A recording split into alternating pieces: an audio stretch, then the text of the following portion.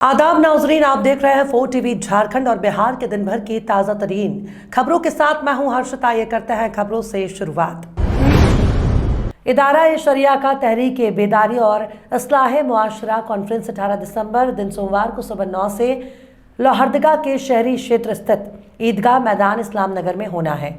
आयोजन को लेकर अंजुमन इस्लामिया के अध्यक्ष हाजी अफसर कुरैशी ने बताया कि देश में मुस्लिम समाज की शिक्षा, स्वास्थ्य और सामाजिक सरोकार और नौकरी और सत्ता में सहभागिता को लेकर कॉन्फ्रेंस का आयोजन किया जा रहा है। साथ ही इस कॉन्फ्रेंस में मुस्लिम समाज में फैले बुराइयों को खत्म करने का संकल्प लिया जाएगा और झारखंड और केंद्र सरकार से ये मांग की जाएगी कि आदिवासी और दलित एक्ट के आधार पर मुसलमानों की जान माल की सुरक्षा और संरक्षण के लिए मुस्लिम एक्ट भी बनाया जाए और झारखंड में कादरी यूनिवर्सिटी की स्थापना की जाए, जिससे कि मुस्लिम समाज के बच्चे अपना शैक्षणिक विकास कर सकें। उन्होंने बताया कि कार्यक्रम में गुलाम रसूल बालियावी सहित देश के अन्य राज्यों से प्रसिद्ध धर्म गुरुओं को भी आमंत्रित किया गया है। 4 टीवी के लिए लोहरदगा से शाहिद रजा की रिपोर्ट।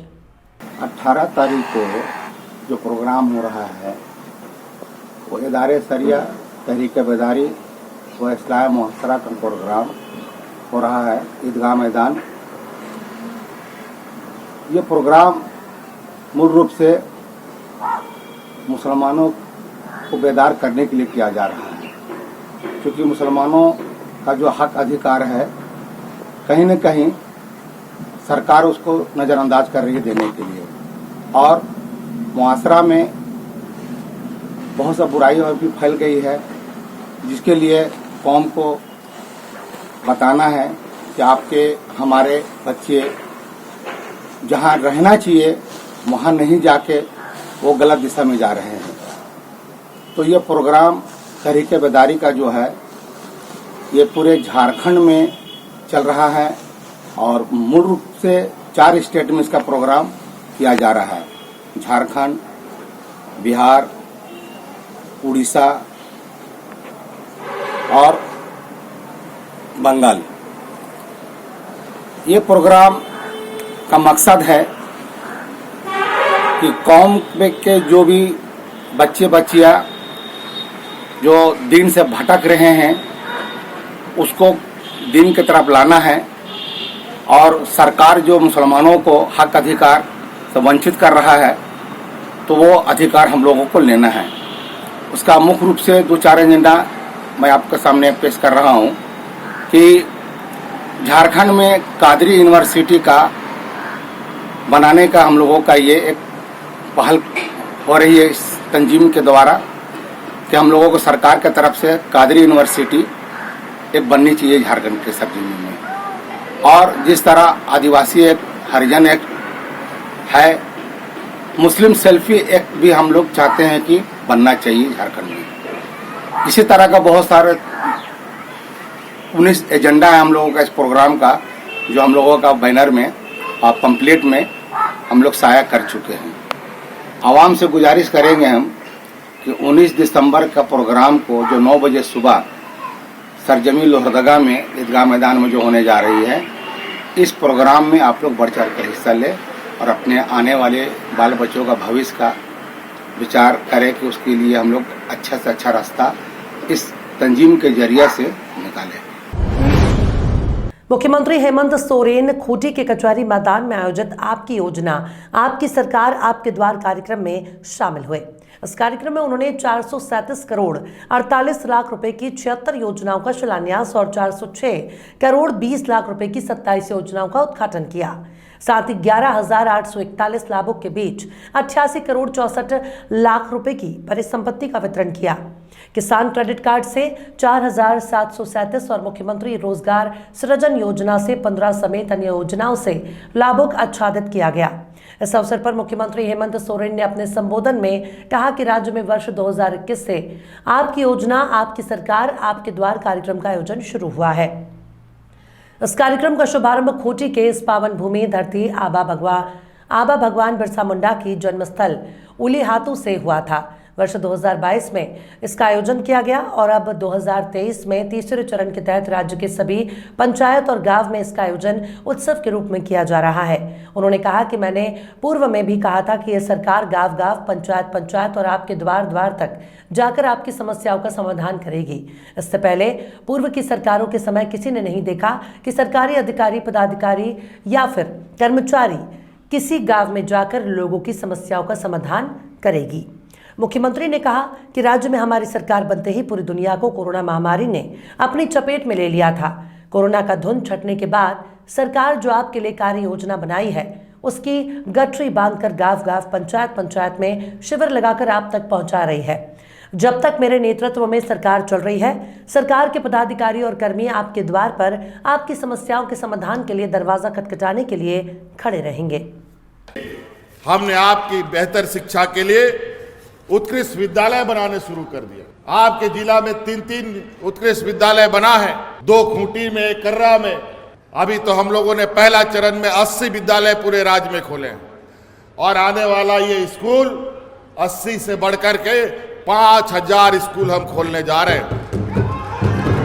और वो स्कूल पूरी तरीके से प्राइवेट स्कूलों की तरह चलेगा।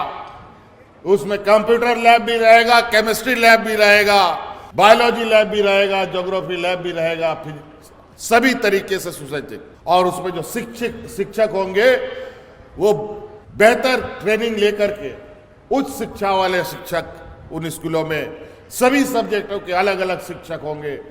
और आप उस स्कूल में जो हमारे गरीब गुरुआ बच्चे हैं उसमें मुफ्त पढ़ाई करने का काम करेंगे। अभी कई सारी बातें हैं, अगर मैं उन सबको गिनाना शुरू कर दूंगा तो समय बहुत कम पड़ेगा। अभी हमें और भी कार्यक्रम जाना है। हम यहाँ पर महिलाओं से विशेषकर दीदी लोग आती हैं, आप लोग बहुत मेहनत करती हैं। आज आपके बदौलत हम कितनी लंबी लंबी लड़ाई जीत पाते हैं जिसका अंदाजा नहीं है। कोरोना का महामारी को याद कीजिए, हाट बाजार, गाड़ी मोटर सब बंद, बाजार में किसी को रोजगार, मजदूरी भी नहीं मिल रहा था। और हमारा गांव देहात इतना गरीब कि अगर रोज मजदूरी नहीं मिलेगा तो उसका घर का चूल्हा भी नहीं जलता था। और ऐसी स्थिति में भी हमारी गांव की महिलाओं ने हमें इतना मजबूती के साथ सहयोग दिया कि इस महामारी में अपनी जान की परवाह किए बगैर गांव गांव में दीदी बाड़ी योजना चला करके मुफ्त गरीबों को अनाज खिलाने का काम कर रही थी। लेकिन इसमें मुझे बहुत एक तकलीफ होती है, देखकर बहुत ही ज्यादा तकलीफ होती है कि हमारी महिलाएं बड़े पैमाने पर हड़िया दारू बेचती हैं बेचारे, हाट में, पेड़ के नीचे, बस स्टैंड के अगल बगल। बहुत इससे आपको मैं बता दूं, इससे हमारा समाज आगे नहीं बढ़ेगा, इससे बल्कि हमारा समाज और पिछड़ जाएगा। और इसमें कुछ लोग बड़े सुनियोजित तरीके से इसका एक व्यापार बना लिया है और वो हमारे हाथ के माध्यम से अपना जेब भर रहा है। मैं उन महिलाओं से कहना चाहूंगा कि आपके लिए हमने फूलो झानो आशीर्वाद योजना लाया। आप जो माथा में जो हड़िया का डेगची लेके घूम जाते हैं, आप वो डेगची को उठा के फेंकिए और सरकार की योजना को माथा में लेके चलिए। देखिए आप कितना मान सम्मान से जिएंगे, हमारा परिवार और समाज कितने मान सम्मान से आगे बढ़ेगा। पाकुड़ जिले के महेशपुर थाना क्षेत्र के चंडालमारा घाटोचरा पुल के नीचे बाइक समेत पुल के नीचे गिरने से मौके पर ही मौत हो गई। मृतक युवक की पहचान महेशपुर थाना क्षेत्र के अस्कंदा पंचायत के साहेब नगर गांव निवासी फिलिप मुर्मू 24 वर्ष के रूप में हुई है। मिली जानकारी के मुताबिक मृतक युवक फिलिप मुर्मू अपने रिश्तेदार के यहां लोगांव से चंडालमारा होते हुए अस्कंदा साहेब नगर जा रहा था। रास्ता अनजान होने की वजह से बाइक समेत पुल के नीचे गिर गया। ग्रामीणों की सूचना पर थाने के एसआई दिनेश प्रसाद सिंह, एसआई प्रशांत लायक दलबल के साथ मौके पर पहुंचे और शव को कब्जे में लेकर पोस्टमार्टम के लिए पाकुड़ भेजने की तैयारी में है। आपको बताते चलें कि 4 साल पहले भारी बारिश में पुल क्षतिग्रस्त हो गया था। फिर से इस पुल का निर्माण कार्य का शिलान्यास किया गया। पाकुड़ से मोहम्मद काजिरुल शेख की रिपोर्ट। क्या सर यहाँ पर गिरा है लाश? एक अज्ञात 24-25 वर्ष का युवक जो है पुल से मोटरसाइकिल से नीचे गिर जाने के कारण उनकी मृत्यु हो गई है। थाना प्रभारी को इस घटना की सूचना मिलने पर वो यहाँ भेजे हैं। इसका जो है अन्य मृत्यु समीक्षा प्रतिवेदन तैयार किया जा रहा है और पोस्टमार्टम हेतु इसे भेजने की कार्रवाई की जा रही है। पहचान हो पाई सर? नहीं, अभी तक तो पहचान नहीं हो पाई, पहचान करने का प्रयास किया जा रहा है।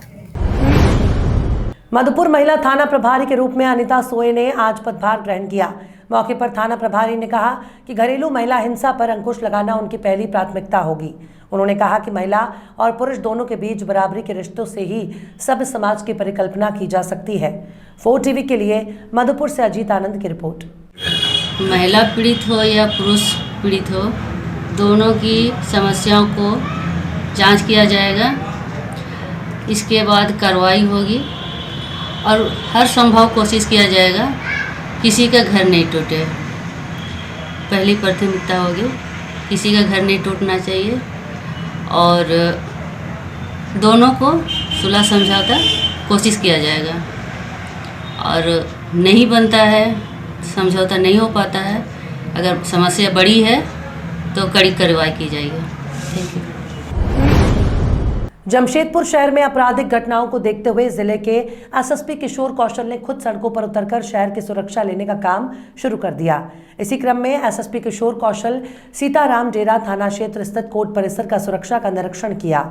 इस दौरान उनके साथ city SP Mukesh Lunayat, CCR DSP Animesh Gupta सहित तमाम पुलिस अधिकारी मौजूद रहे। इस क्रम में एसएसपी ने पूरे कोर्ट परिसर में सुरक्षा का जायजा लिया।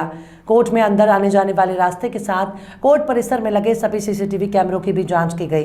वहीं साथ ही एसएसपी और तमाम पुलिस अधिकारियों ने आम लोगों से पुलिस और स्थानीय लोगों से समन्वय स्थापित करने के लिए भुइया डी के छायानगर, पलंग मार्केट और इलाके पे पड़ने वाले बस स्टैंड का भी निरीक्षण किया। एसएसपी ये चाहते हैं कि आम लोग और पुलिस के बीच दोस्ताना संबंध स्थापित हो ताकि आपराधिक घटनाओं पर लगाम लगाई जा सके। 4 टीवी न्यूज से अफरोज मलिक की रिपोर्ट। एक दिशा निर्देश भी माननीय उच्च न्यायालय का भी है और पुलिस मुख्यालय के स्तर से भी इसकी मॉनिटरिंग होती है और डिस्ट्रिक्ट लेवल पे जो हम लोगों के स्तर से जो कमेटी बनी हुई है उनके द्वारा मंथली सिक्योरिटी ऑडिट कोर्ट्स का किया जाता है कि जो भी कोर्ट के जो एंट्री एग्जिट पॉइंट्स हैं या कोर्ट का जो पेरीमीटर वॉल है या जो फ्रिस्किंग का जो सिस्टम है वो मुकम्मल तरीके से, सीसीटीवी का जो सिस्टम है वो मुकम्मल तरीके से काम करता रहे और उसमें अगर कहीं और उसको बेहतर बनाने के लिए फेरबदल करने की आवश्यकता है तो वो भी समयानुसार होता रहे। इसी निमित्त जो है पूरे कोर्ट परिसर का एक प्रकार से जायजा लिया गया है। सभी गेट्स पे लिया गया है, जो एक्सटर्नल गेट्स हैं वहाँ पर भी लिया गया है, जो इंटरनल गेट्स हैं वहाँ पर भी लिया गया है और सभी पदाधिकारी और जो हमारे कर्मी हैं उनको इस बात की ब्रीफिंग की गई है कि जो भी व्यक्ति यहाँ पर प्रवेश कर रहे हैं उन सब की फ्रिस्किंग ज़रूर होनी चाहिए। जो भी वाहन यहाँ पर प्रवेश कर रहे हैं उन वाहनों को ज़रूर चेक किया जाना आवश्यक है। साथ ही साथ बाहर से कोई क्रॉस करके अंदर ना आ सके वो भी सुनिश्चित करने की आवश्यकता है। ये कोर्ट बहुत इंपॉर्टेंट है और डिस्ट्रिक्ट एंड जो सेशन कोर्ट जो हर एक डिस्ट्रिक्ट में होते हैं, जमशेदपुर ज़िले में भी जिस प्रकार से है तो वहाँ पर किसी प्रकार से कोई अप्रिय घटना ना हो सके, कोई किसी प्रकार से आपत्तिजनक सामान लेके अंदर ना जा सके, इसके लिए जो है पुलिस लगातार प्रयासरत है और लगातार काम। नई सीसीटीवी कई सारे लगाए गए हैं। देखिए, कुछ सीसीटीवी ऑलरेडी यहाँ पर फंक्शनल है और कुछ नए लगाए जाने हैं जो कि अभी प्रक्रियागत है। वो भी जल्द ही उम्मीद है कि वो फंक्शनल हो जाएगा जिससे कि और ज़्यादा जो है यहाँ पर सुरक्षा मजबूत होगी। समीक्षा में आपने क्या क्या पाया, कहीं त्रुटि या कुछ? देखिए, कुछ कमियां कई बार मिलती ही हैं हम लोग को कुछ जगहों पर, तो लोगों को और अलर्ट रहने के लिए कहा गया है और सेंसिटिव रहने के लिए कहा गया है और जो भी त्रुटियां हैं उनको हम लोग इंटरनली उसको एग्जामिन किया है हम लोगों ने और उसको दूर करके। कृषि, पशुपालन और सहकारिता विभाग के मंत्री बादल पत्रलेख ने रांची के होटवार स्थित बतख प्रजनन केंद्र और अजोला शेड का उद्घाटन किया। उद्घाटन के दौरान उन्होंने कहा कि हमें झारखंड को पोल्ट्री और एग्री के क्षेत्र में काफ़ी आगे ले जाना है। उन्होंने निदेशक पशुपालन के कार्यों की सराहना करते हुए कहा कि उनके ही प्रयास से ये सब संभव हो पाया है। उन्होंने कहा कि जीर्ण शीर्ण पड़े प्रजनन केंद्र का जीर्णोद्धार की योजना का सफल तरीके से क्रियान्वयन करना सबसे बड़ी चुनौती थी, लेकिन विभाग के सभी पदाधिकारियों के समन्वय की वजह से प्रजनन केंद्र अब नए रूप में सामने आ गया है। उन्होंने कहा कि हम लंबे समय से इसके उद्धार की सोच रहे थे। इस प्रजनन केंद्र के शुरू होने से आपको अगले 3 महीने में नतीजे भी सामने आने लगेंगे और ये एक मॉडल प्रजनन केंद्र बनेगा। इस दौरान उन्होंने रांची के होटवार स्थित दुग्ध आपूर्ति सहगव्य प्रक्षेत्र भी गए, जहां उन्होंने कटर यूनिट और केचुआ खाद यूनिट का लोकार्पण किया। राज्य को पोल्ट्री और बकरी दोनों क्षेत्र में आगे ले जाने के लिए हमारे डायरेक्टर आदित्य रंजन जी, जिनकी क्रिएटिविटी ने इस जो प्रोजेक्ट है, जो कि काफ़ी लंबे समय से वेटिंग था कि कब इसका फलाफल निकलेगा, आज इसका उद्घाटन हो रहा है। और यहाँ आप देखेंगे आने वाले दिनों में 3 महीने के अंदर कि अंडा उत्पादन के क्षेत्र में मुर्गी और बत्तख दोनों, और साथ ही मीट, एक ये मॉडल प्रजनन केंद्र बनेगा।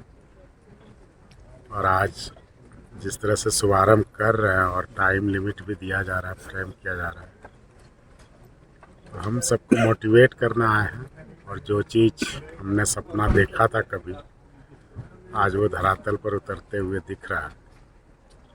तो उम्मीद है कि कोऑर्डिनेशन, जो चीज़ें दिक्कत हो रही थी यहाँ के कॉन्ट्रैक्टर्स को, इंजीनियर्स को, उन सब चीज़ों को डायरेक्टर साहब ने कोऑर्डिनेट करके सॉर्ट आउट किया। और फिर से जो जिस पर्पस से इस प्रोजेक्ट को लाया गया था, अब लगता है कि उस पर्पस को फुलफिल करने में यह कामयाब होगा। हाँ, ये एक बृहद योजना है राज्य सरकार की। माननीय मुख्यमंत्री जी और मंत्री जी के निर्देश पर हम लोग पूरा प्रयास कर रहे हैं कि इसको, राज्य को जो आत्मनिर्भर बनाने का हम लोग सपना देख रहे हैं, कैसे पोल्ट्री और डकरी में हम लोग आत्मनिर्भर बनाएंगे, उसको पूरा करने में एक पहल है। कुल 90,000 कैपेसिटी का यहाँ हैचरी यूनिट है, जो कि हमको लगता है मार्च तक में शुरू हो जाएगा। और आज जो शुभारंभ हुआ है वो हम लोग डकरी का शुरुआत किए हैं, जिसमें ग्रोवर, ब्रूडर, उसके अतिरिक्त लेयर, ये तीनों प्रक्रिया होगी। आज बच्चों को हम लोगों ने छोड़ा है, उसके 2000 के आसपास। हम लोग 10,000 का यूनिट यहाँ पे शुरू करेंगे, ताकि डेली 8 से 10,000 अंडा जो है डक का, और डेली 80 से 90,000 अंडा जो है मुर्गी का यहाँ से उत्पादन हो। तो मुर्गी का अंडा, बत्तख का अंडा, उसके साथ साथ मीट, और साथ साथ जो ट्रेनिंग हम लोग देते हैं ग्रामीणों को, क्योंकि मुख्यमंत्री पशुधन में काफ़ी संख्या में हम लोग बांट तो रहे हैं, ट्रेनिंग भी दे रहे हैं, लेकिन एक्सपोजर नहीं करा पाते हैं। तो एक बड़ा एक्सपोजर सेंटर बनेगा कि कैसे रख रखाव रखना है कि उसका जो उत्पादन अधिक से अधिक हो और ग्रामीण अर्थव्यवस्था को एक मजबूती मिले। यहाँ के गरीब किसानों को जो सपना है मुख्यमंत्री जी का पशुधन के थ्रू उनका आर्थिक स्थिति सुधारने का, वो धीरे धीरे सुधरेगा। उसके लिए एक अच्छी पहल हम लोग आज शुरू करें। सर, जानना चाहेंगे कि जो किसान है वो कैसे इससे जुड़ेंगे और उनको सीधे लाभ मिले? हम लोग अभी तो जो शुरुआती है, लेकिन हम लोग ट्रेनिंग जो साल में लगभग 9,000 किसानों का कराते हैं, वो हर क्षेत्र में कराते हैं, अलग अलग, पिगरी का अलग, पोल्ट्री का अलग, गोट्री का अलग। तो जितने ट्रेनीज़ हैं वो ट्रेनिंग चलती ही रहती है अलग अलग सेंटर्स में। उनका एक्सपोजर विजिट 2 से 3 दिन का यहाँ अब शुरू हो जाएगा, क्योंकि पहले तो बर्ड्स नहीं थे तो वो नहीं होता था, बर्ड्स आ गए तो उनकी ट्रेनिंग शुरू हो जाएगी, ताकि उन लोगों को जो मुख्यमंत्री पशुधन में मिल रहा है, डक मिल रहा है, हैन मिल रहा है, तो वो लोग कैसे रख रखाव करेंगे उसका प्रशिक्षण लेंगे। और 2 से 3 महीने में जब यहाँ लेयर शुरू हो जाएगा तो अंडा का प्रोडक्शन, मीट का प्रोडक्शन भी यहाँ से। नालंदा जिले के नूरसराय थाना क्षेत्र स्थित कखला मछाल रोड में कोलूहार के पास अपराधियों ने दूध भारी पिकअप वाहन को लूट लिया था। सूचना मिलते ही पुलिस ने कार्रवाई करते हुए एक स्कॉर्पियो सवार राजेश कुमार को जिला मुख्यालय स्थित 17 नंबर मोड़ से गिरफ्तार किया है, जिसके निशानदेही पर कार्रवाई करते हुए गया जिले के अतरी थाना क्षेत्र के रेवला निवासी सूरज कुमार को घेराबंदी कर गिरफ्तार करने में सफलता हासिल करते हुए लूटी गई दूध का केन बरामद किया गया है। इस दौरान डीएसपी सदर नूरुल हक ने बताया कि पुलिस ने लूटी गई पिकअप गाड़ी के साथ दूध का 6 केन, 3 मोबाइल सेट, एक स्कॉर्पियो को जब्त किया और मामले में अन्य आरोपियों की गिरफ्तारी के लिए छापेमारी की जा रही है। नालंदा से अमर वर्मा की रिपोर्ट। इसी माह 10 तारीख को संध्या में 7:30 बजे के आसपास जो ये नूरसराय थाना अंतर्गत ककड़ा मंडास रोड है, उसमें लकड़ा कोल्हार के पास एक दूध लदा पिकअप को अज्ञात वाहन द्वारा, मारुति का वाहन था, उसमें सवार अपराधियों द्वारा रोककर उसे लूट लिया गया था। उसमें 34 केन दूध भरा हुआ था और लूटने के क्रम में जो ड्राइवर था उसका मोबाइल और उसका जो 14,000 रुपया था उसको भी लूट लिया गया था। हम लोगों ने इसमें कांड दर्ज कर त्वरित अनुसंधान किया है और तकनीकी अनुसंधान के आधार पर इसमें संलिप्त अपराध कर्मियों की पहचान स्थापित की गई और छापामारी किया गया। छापामारी के क्रम में एक अपराधी को यहाँ 17 नंबर के पास से गिरफ्तार किया गया, जिसने बताया कि जो लूटा हुआ पिकअप है वो गया में रखा हुआ है। तो उसके आलोक में छापामारी की गई और जो लूटा हुआ पिकअप था उसको बरामद किया गया है और कुछ केन भी बरामद किया गया है। इन लोगों ने घटना में अपनी संलिप्तता स्वीकार की है। सभी अपराधी जो हैं इसमें वो नवादा और गया के रहने वाले हैं और ये 4 चक्का से ही निकल कर लूटपाट करते हैं। क्या इतिहास अभी इनका आपराधिक इतिहास खंगाला जा रहा है और अभी छापेमारी चल भी रही है। अन्य अभियुक्तों की गिरफ्तारी के लिए छापेमारी चल भी रही है। तो जो एक इसमें गिरफ्तार है उसका नाम राजेश कुमार है और एक सूरज कुमार है। दोनों रेउला जिला गया और थाना अतरी के रहने वाले हैं। और जो अपराधी हैं उसमें से एक अपराधी है दीपक कुमार, जिसके यहाँ पिकअप छुपा के रखा हुआ था। यह नवादा का रहने वाला, नवादा हिसुआ थाना ग्राम तुंगी का रहने वाला है। पिकअप इसके यहाँ छुपा के रखा हुआ था और जो केन बरामद हुआ है वो इन दोनों के यहाँ केन बरामद हुआ है। ये अंतर जिला के लोग एकदम अंतर जिला के लोग हैं। और गिरफ्तारी भी जो की गई पहली वो भी स्कॉर्पियो से घूम रहा था, उसमें गिरफ्तारी की गई है। इसका मतलब है ये लोग योजना बनाकर दूसरे जिला में लूटपाट का कार्य करते हैं। क्या इसमें जिले के भी लोग संलिप्त हैं सर? अभी छापामारी चल रही है, पूरी गिरफ्तारी हो जाएगी तो और भी तथ्य सामने आएंगे, फिर हम लोग आपको स्पष्ट रूप से। कौन लोग सर छापामारी में हमारी DIU टीम थी और थानाध्यक्ष जो नूरसराय है उनके नेतृत्व में चल रही थी और भी लोग इसमें संलिप्त। नारायणपुर थाना क्षेत्र में छापेमारी के दौरान शराब से भरा एक मिनी ट्रक माफियों के द्वारा तस्करी करते पकड़ा गया। शराब बरामदगी और माफिया की गिरफ्तारी के लिए अनुमंडल पुलिस पदाधिकारी पीरो द्वारा नारायणपुर थाने के पुलिस बलों के साथ एक विशेष टीम का गठन किया गया। गठित टीम के द्वारा रेड छापामारी कर ग्राम सितुहारी रोड नारायणपुर के पास रेड छापेमारी कर एक मिनी कंटेनर ट्रक और उसके अंदर रखा एक कार से 750 ml का 1446 बोतल और 375 ml का 1746 बोतल विभिन्न ब्रांड का कुल 1773 लीटर अंग्रेजी शराब बरामद किया गया। उत्पाद संशोधित अधिनियम 2018 के तहत मामला दर्ज कर आगे की कार्रवाई की जा रही है। आरा से सैयद मिराज की रिपोर्ट। नारायणपुर थाना का है और अवैध शराब के खिलाफ जो कार्रवाई चलती है इसी में एक सूचना प्राप्त हुई थी और नारायणपुर थाना अंतर्गत जो पीरो अनुमंडल के अंतर्गत है कि वहाँ पे जो ये सुधा डेयरी वगैरह का जो गाड़ी है उसका प्रयोग करते हुए उसी में जो है चोरी छुपे जो है अवैध शराब का जो है ढुलाई वगैरह होती है। तो उसी आसूचना के आधार पे जो है एक कार्रवाई की गई और नारायणपुर थाना में सितुहारी रोड पे जो है ग्राम सितुहारी रोड के पास में जो है एक कंपाउंड था एक व्यक्ति का जो है उस पर भी हम लोग जो है जांच कर रहे हैं। तो वहाँ पर जो इस गाड़ी को जब चेकिंग की गई तो चेकिंग में पता चला कि इसमें शराब भरी पड़ी है और टोटल शराब की जो अलग अलग जो ब्रांड है टोटल इसकी मात्रा जो है 1773 लीटर जब्त किया गया है और एक मिनी कंटेनर ट्रक जो था जो सुधा के रूप में ऊपर से लिखा था वो जब्त किया गया है और एक कार को भी जब्त किया गया है वहाँ से जो हम लोग अभी संदिग्ध उसको मान रहे हैं कि इसी में इसको यूज़ किया गया है और उसमें कुछ साक्ष्य भी मिले हैं। तो 3 ब्रांड मिला था, मैकडॉवेल, रॉयल स्टाइल और मैकडॉवेल का जो छोटा पैक जो है। तो इस तरीके से जो है ये बढ़िया कार्रवाई की गई है जो है भोजपुर पुलिस के द्वारा और इसमें जो अभियुक्त इसमें शामिल हैं उसमें हम लोगों का नाम पता चल गया है, लेकिन हम उनका सत्यापन कर रहे हैं। सत्यापन के बाद जो है उनके विरुद्ध जो है गिरफ्तारी की कार्रवाई की जाएगी। एसपी जनार्दन ने शनिवार को हिरणपुर थाना पहुंच विभिन्न कांडों की समीक्षा कर निरीक्षण किया। समीक्षा के बाद एसपी ने थाना प्रभारी सुनील कुमार रवि से थाने में हुए अपराध, लूटकांड, रेप सहित विभिन्न कांडों का अवलोकन कर अधूरे कांडों को जल्द निष्पादन करने की हिदायत दी। साथ ही थाने में मौजूद एसआई, एएसआई रैंक के पुलिस पदाधिकारी को क्षेत्र में पैनी नजर रखते हुए अपराध मुक्त हो इस पर विषय ध्यान रहे और थाने में अपनी समस्या को थाना क्षेत्र ग्रामीण महिला पुरुष अगर कोई भी आते हैं तो उनसे मधुरता पूर्वक उनकी समस्या को सुने और उनकी समस्या को हल कर उसकी मदद करें और अनुसंधान करता अपने लंबित कांडों में प्रगति लाए। लाल वारंटी की गिरफ्तारी के लिए लगातार छापेमारी करे। पाकुड़ से मोहम्मद काजरुल शेख की रिपोर्ट। आज हिरणपुर थाना का वार्षिक निरीक्षण के लिए यहाँ पहुँचा हुआ है। तो पिछले 1 साल में यहाँ जो भी कार्य हुआ है उसका अवलोकन होगा।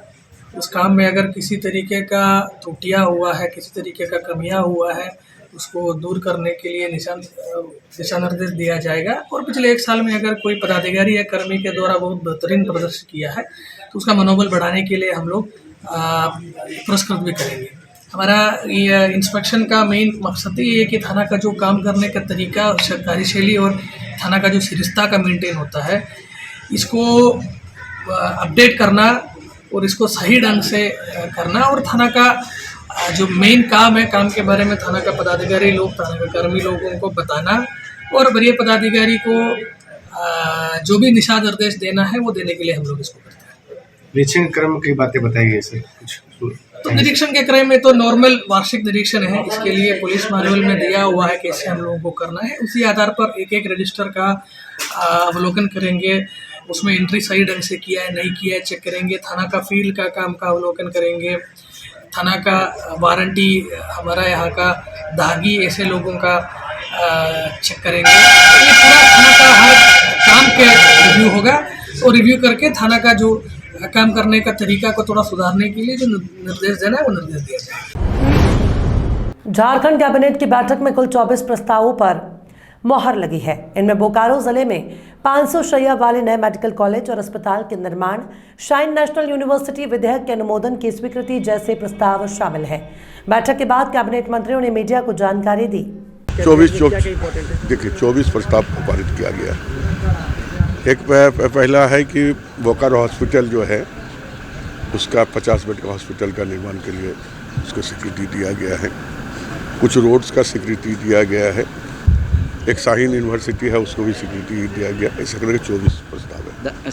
अभी हम लोगों ने 200 चिकित्सकों को, MBBS चिकित्सकों को सीधे नियुक्ति दिया। हम लोगों ने आयुष में चिकित्सकों को नियुक्ति दिया। CHO में 395 लोगों की बहाली किया। JPSC में अभी 600 के करीब अधियाचना गई हुई है चिकित्सकों की। लगातार इंफ्रास्ट्रक्चर अभी NHM से काफ़ी बहाली निकली है। तो सभी तरह से प्रयास हो रहे हैं और प्रयास काफ़ी सार्थक हैं और बहुत अच्छी स्थिति में झारखंड का स्वास्थ्य विभाग काम कर रहा है।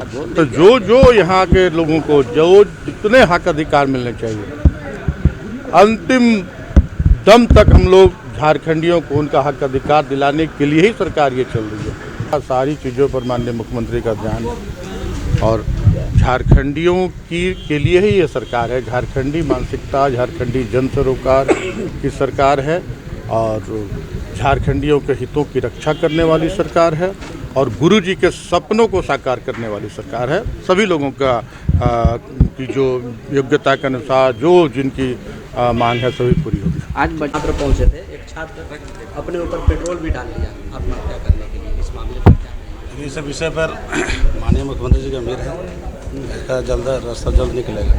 लेकिन छात्र जिस तरीके से आक्रोश है, तो सब समय पर जब मन के काम हो जाएगा तो फिर आक्रोश में क्यों रहेगा।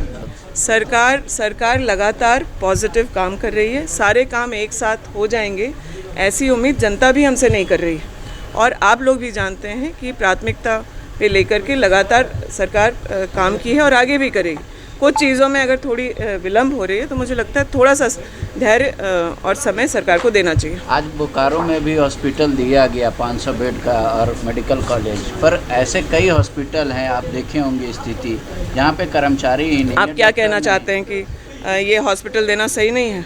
नहीं, कर्मचारी देना उससे ज़्यादा उस सरकार लोगों को बहाल करने के काम में है। और मैं अपने ज़िला का बता सकती हूँ कि DMFT के माध्यम से जब हम लोगों ने डॉक्टर को अपॉइंट करने का प्रयास किया ताकि तत्काल राहत हो सके, तो उसमें एप्लीकेशंस पर्याप्त नहीं आए थे और जो राज्य सरकार की तरफ से होना है उस पर भी कार्रवाई चल रही है। जल्द पर्याप्त फोर्स जो है डॉक्टर्स का और पैरामेडिकल्स का होगा।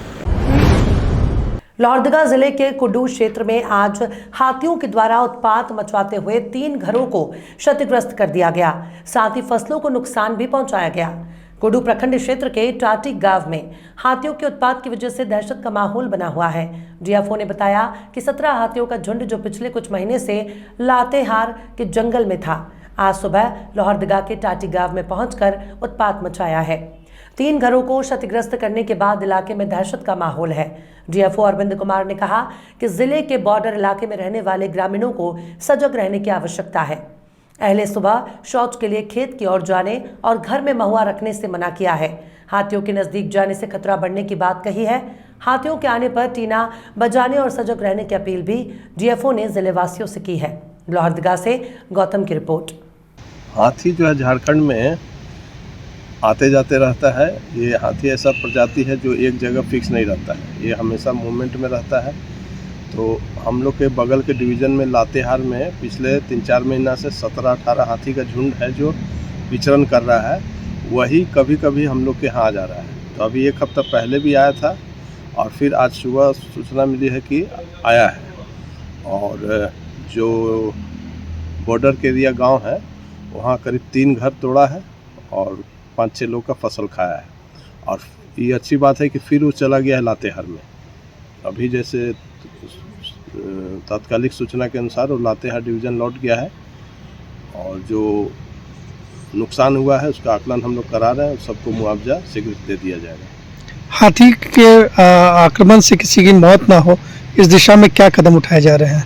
हाथी से मौत ना हो इसके लिए हम लोग जागरूकता फैलाते हैं और लोगों को बोलते हैं मसाल जला के रखें और नज़दीक न जाए। सबसे बड़ी चीज़ तो है कि हाथी आए तो नज़दीक नहीं जाए। और जब रात में सुबह ऐसा टाइम सुबह शौच के लिए न निकले, रात में मसाल जलाएं, टीना पीटें ताकि वो नज़दीक ना आए। और अति उत्साह में या फ़ोटो लेने के लिए या अन्य कारण से भी नज़दीक नहीं जाना चाहिए। और एक हम लोग सुझाव देते हैं लोग को अपना घर में महुआ न रखें क्योंकि महुआ से अट्रैक्ट होता है हाथी और उसके खोज के लिए वो घर तोड़ के भी घुस जाता है। और फसल अगर नुकसान करता है हाथी तो उसका कोई चिंता ना करें, उसके लिए सरकार उचित मुआवजा देती है। मुआवजा लें और फसल को नुकसान होने से बचाने के लिए हाथी के नज़दीक न जाएं। भागलपुर में एक तरफ जहां पुलिस प्रशासन शराबबंदी और नशीले पदार्थ से दूर रहने के लिए एड़ी चोटी एक कर छापेमारी कर रही है, फिर भी यह थमने का नाम नहीं ले रही। ततारपुर थाना क्षेत्र के काजी चक मोहल्ले के यतीम खाना गली में एसआईटी टीम और स्थानीय थाना तरारपुर के नेतृत्व में छापेमारी की गई। छापेमारी के दौरान मोहल्ले की समाज सेवी महिला इंदु देवी के घर से 77 बोतल नशीले पदार्थ बरामद की गई। ततारपुर थाने के द्वारा छापेमारी में 77 बोतल नशीले पदार्थ और कौशल कुमार सिंह को गिरफ्तार किया गया। भागलपुर से प्रणव कुमार मिश्रा की रिपोर्ट। पिछले दिनों रांची के डेली मार्केट में लगी आग में 120 दुकान जलकर खाक हो गई, जिससे गरीब दुकानदारों को सख्त आर्थिक नुकसान उठाना पड़ा। हादसे के बाद झारखंड अकलियती कमीशन के चेयरमैन हिदायतुल्लाह खान, नायब चेयरमैन शमशेर आलम, कांग्रेस एमएलए डॉक्टर इरफान अंसारी और जिला प्रशासन के अधिकारियों ने दौरा कर उनकी भरपाई के लिए हर मुमकिन कार्रवाई का भरोसा दिलाया है। वहीं कांग्रेस एमएलए डॉक्टर इरफान अंसारी ने 4 टीवी से खास बातचीत में इस मामले को विधानसभा सत्र के दौरान सदन में उठाने की बात कही है। साथ ही उन्होंने कहा है कि मुस्लिम लीडर होने के नाते मुस्लिम अक़लियत की भलाई के लिए मुमकिना कोशिश करने का भरोसा दिलाया है। क्या होगा हाजियों का यहाँ पे? होगा, बढ़िया होगा, कैसे होगा? कर रहे हैं, लगे हुए नहीं बनी क्या हैं? सत्र बहुत छोटा है, कुछ मैनिफेस्ट करके उठाएंगे? बिल्कुल, हम बेंग कांग्रेस और मुस्लिम लीडर, तो आप देख लीजिएगा मेरे क्वेश्चन भी हैं। सरकार का आदिवासियों के बड़ा सबसे बड़ी आबादी अल्पसंख्यक की है और अल्पसंख्यक यहाँ जूझ रहा है। केवल इरफान अंसारी अल्पसंख्यक की आवाज़ उठाएगा? जो लोग को वोट दिया अल्पसंख्यक उन और विधायक नहीं है क्या? क्या मुस्लिम केवल वोट देने के लिए और जिताने के लिए पैदा लिया है क्या? सबकी जवाबदेही बनती है। मैं ये तमाम विधायकों को कहूँगा कि आप लोग भी आगे आइए, आप लोग भी मेरा साथ दीजिए। आप ठीक है मुस्लिम से डरते हैं, उन वोट से प्यार है, लेकिन उनके जो मुद्दे से प्यार नहीं है, तो हम उठाते तो मेरा साथ दीजिए, यही मैं कहना चाहता हूँ। मैं गया था डेली मार्केट का मामला जी, मैं गया था वहाँ पर। मैंने कहा है कि जब जहाँ जहाँ कुछ घटनाएं घटती है तो सबसे पहले मेरी आवाज़ आती है वहाँ। तो मैं आया हूँ यहाँ और हर संभव मैंने वहाँ जितना हमसे बना हमने मदद किया, राजेश ने भी मदद किया और इस मामले को हम सदन में उठाएंगे। आज तो कुछ था नहीं, होपफुली हम मंडे को ये बात को लाएंगे शून्यकाल में। मुंगेर शहर के बेकापुर स्थित अलका प्रशासन के प्रेस सह गोदाम में शुक्रवार की देर रात आग लग गई। 3 मंजिला अलका प्रशासन के गोदाम सह कार्यालय में आग लगने से आसपास के घरों में अफरा तफरी मच गई। जिस समय आग लगी प्रेस बंद था और प्रेस के प्रोपराइटर गौतम कुमार परिवार के साथ शादी समारोह में शिरकत करने गए थे। संभावना जताई जा रही है कि शॉर्ट सर्किट से आग लगी होगी। आग में कोई हताहत नहीं हुआ है। सूचना मिलने पर करीब आधे घंटे के अंदर अग्निशमन पदाधिकारी सत्येंद्र कुमार दमकल के साथ मौके पर पहुंचे और आग बुझाने में जुट गए। अग्निशमन पदाधिकारी ने बताया कि जब लोग पहुंचे तो 3 मंजिला घर में आग लगी थी। घर बंद रहने के कारण आग बुझाने में काफी परेशानी का सामना करना पड़ा। उन्होंने बताया कि आग लगने के सही कारण का पता नहीं चल पाया है। शॉर्ट सर्किट से आग लगने की संभावना जताई जा रही है। स्थानीय लोगों के अनुसार जिस भवन में आग लगी है उस भवन में अलका प्रशासन का गैस पेपर प्रिंटिंग होता है। क्या चीज का ये था, ये गोडाउन क्या चीज का गोडाउन था? किस नाम से था दुकान? कितने का नुकसान हुआ होगा लगभग? तो पता नहीं मालूम, देखेंगे तो बताएंगे। क्या मना है? 100 सर के लिए क्या लगा है? गौतम भाई पीछे से आग लग गया, दौड़ ले आगे आग लग गया। अंदाज पता नहीं चल पाया क्या चीज है। आग बुझेगा ना पता क्या चीज का गोदाम था ये? किताब का, बुक का, न्यूज़पेपर का। कितने बजे आग लगी? पता नहीं, 9 बजे करीब फोन आया। सूचना मिली कि आग लगी हुई है। क्या नाम है इसका? अलका पब्लिकेशन में आग लगी हुई है। फायर स्टेशन से हम 5 गाड़ी के साथ दल बल के साथ पहुंचे और आग को पूरी घटना बढ़ने से पहले हम लोगों ने कंट्रोल कर लिया। क्या नुकसान हुआ वो कुछ अंदाजा? नुकसान के बारे में अभी कुछ आकलन नहीं कर सकते हैं क्योंकि आग बुझ रहा है, अंधेरा है। जी। कारण क्या आग लगने का? कारण का जिसे कारण कहने का मतलब है कि ये लोग घर में नहीं थे, कहीं गए थे शादी ब्याह या कहीं। बगल के लोग सूचना दिए। हम प्रथम दृष्टया अनुमान लगा सकते हैं कि जब पक्का का घर है, बंद है, तो शॉर्ट सर्किट से ही आग लगा। अभी आदमी नियंत्रण में है, आप लोग भी देख रहे हैं। कितने दमकल गाड़ी यूज हो चुकी है? 2 बड़ी गाड़ी, 3 छोटी बड़ी गाड़ी। आग पे काबू पाने में कितना वक्त लग गया आप लोगों को? लगा हो आधा घंटा पौन लगा हो। क्या चीज की गोदाम थी ये? बुक है, किताब कॉपी का प्रिंटिंग प्रेस है। हाँ, इसके बारे में हमको पूरा भी नहीं था। क्या नाम हुआ सर आपका? मेरा नाम सत्येंद्र सिंह है। किस पद पे बता दें? सहायक जिला अग्निशमन पदाधिकारी मुंगेर। भोजपुर पुलिस ने गुप्त सूचना के आधार पर गजराजगंज थाना क्षेत्र के मसाड़ गांव में गांजा तस्करी के घर छापेमारी कर 19 किलोग्राम अवैध गांजा बरामद किया। गांजा तस्करों की गिरफ्तारी के लिए सदर आरा के नेतृत्व में ओपी अध्यक्ष गजराज ओपी और थाने के सशस्त्र बलों के साथ एक विशेष टीम का गठन किया गया।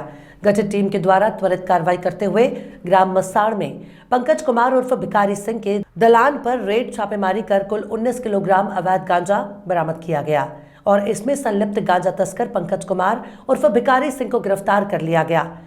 इस संबंध में एनडीपीएस एक्ट 1985 के तहत मामला दर्ज कर जेल भेजा गया। जानकारी के अनुसार गिरफ्तार पंकज कुमार उर्फ भिकारी सिंह पूर्व में पटना जिला और झारखंड राज्य में भी गांजा तस्करी से संबंधित कांड में आपराधिक इतिहास रहा है। आरा से सैयद मिराज की रिपोर्ट।